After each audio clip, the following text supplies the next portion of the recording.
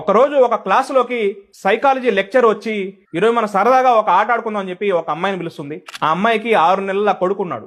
నీ లైఫ్ లో నీకు బాగా ఇష్టమైన 30 పేర్లు బోర్డు మీద రాయమని చెప్పి ఆ లెక్చరర్ ఆ అమ్మాయితో అంటుంది.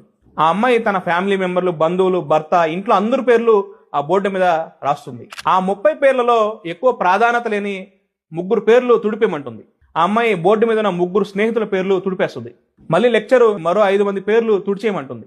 ఆ అమ్మాయి తన బంధువుల యొక్క 5 పేర్లను ఆ బోర్డు మీద తుడిచేస్తుంది. అలా చెరుపుకుంటూ పోవడం వల్ల ఆ బోర్డు మీద కేవలం చివరికి 4 పేర్లే మిగిలాయి. తన భర్త, తన కొడుకు, తన అమ్మ నాన్న. క్లాస్ రూమ్ మొత్తం ఒక్కసారిగా సైలెంట్ అయిపోయింది. ఆ లెక్చరరు మరొక 2 పేర్లు తుడిచేయమంటుంది. ఆ అమ్మాయికి చాలా కష్టంగా, బాధగా అనిపిస్తుంది. అయినప్పటికీ తన అమ్మ నాన్న పేర్లు తుడిచేస్తుంది.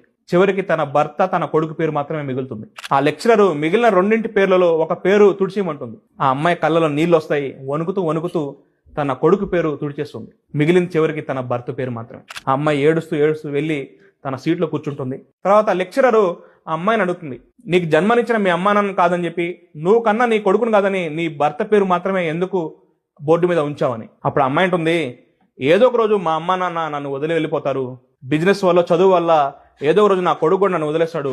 నాకు జీవితం తోడుండేది నా భర్త మాత్రమే అంటుంది. ఒక్కసారిగా క్లాసులో స్టూడెంట్స్ అందరూ లేచి చప్పట్లు కొడతారు. భార్యాభర్తల బంధం అనేది చాలా గొప్పది.